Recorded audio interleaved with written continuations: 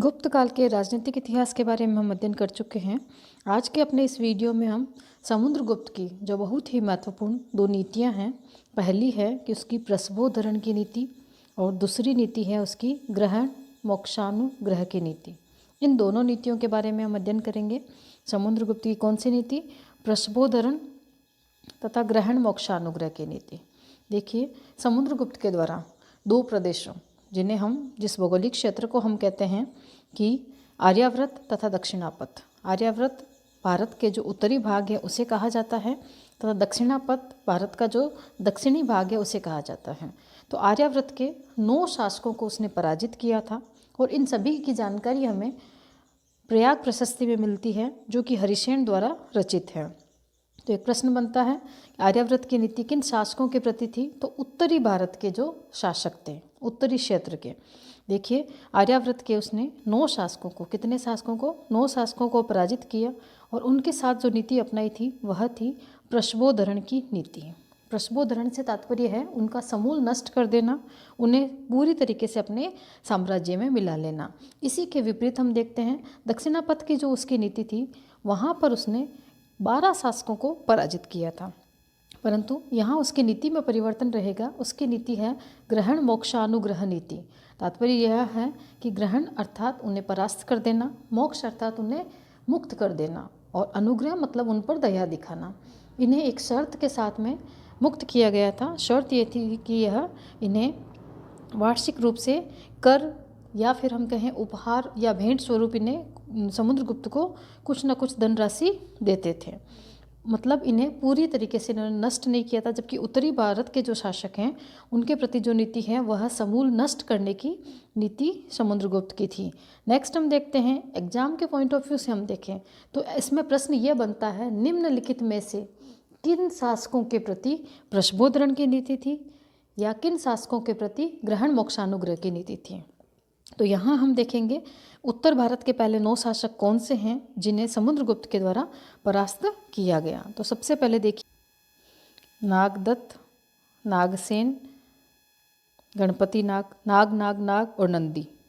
ठीक है, 3 बार नाग लिया। फिर बलवर्मा और चंद्रवर्मा, याद रखिएगा, बलवर्मा और चंद्रवर्मा। अगला हम देखेंगे अच्युत, मत्तिल और रुद्रसेन।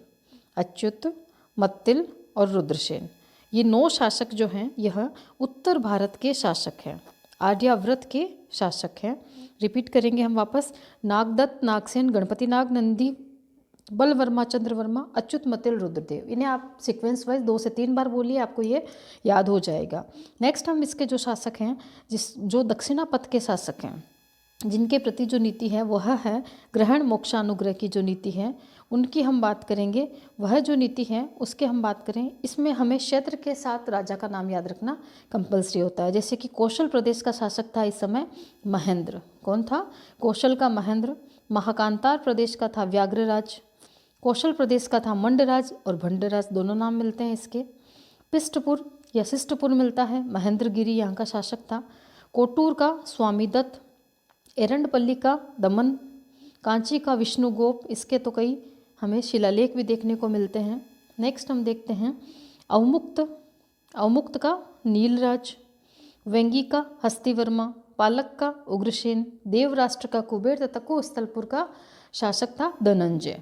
ये कुल 12 शासक हैं जो कि दक्षिणापथ के शासक है जिन्हें समुद्रगुप्त द्वारा पराजित किया गया था। यहाँ याद रखने वाली बात ये होती है कि एग्जाम में वो 3 शासक आर्यावर्त के देगा तथा एक ऑप्शन वो डालेगा दक्षिणापथ के शासक का, या फिर 3 शासक वह दक्षिणापथ के देगा और एक आर्यावर्त का डाल करके पूछेगा निम्नलिखित में से कौन सा आर्यावर्त का राजा नहीं था या फिर आर्यावर्त का शासक था।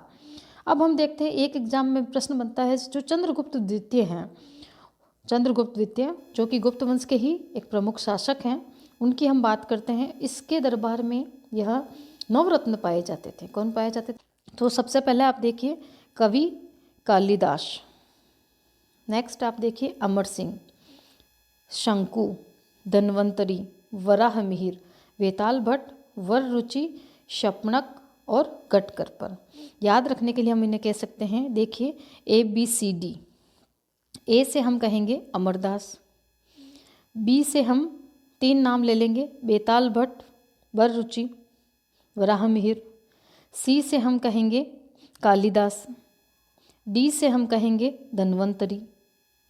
अब ये ABCD ये किसी गट में, गटकर पर नाम याद रखने के लिए गट में से निकले, ABCD गट में से निकले। और क्या निकला इस गट में से? हम देखें, यह गट ऊपर की तरफ से हम देखें शंकु के जैसा था। कैसा था? शंकु के जैसा, शंकु। इसमें से एक क्या निकला? वेताल भट्ट निकला, बहुत बड़ा सारा वेताल भट्ट। और उस वेताल भट्ट ने हमारी रुचि के आधार पर हमें क्षण भर में ही बहुत सारी चीज़ें दे दी। रुचि के आधार पर ABCD गट में से शंकु की आकृति में बेताल भट्ट जैसे निकले और क्षण भर में रुचि के अनुसार सब कुछ दे दिया। इसको याद कीजिए। Thank you student.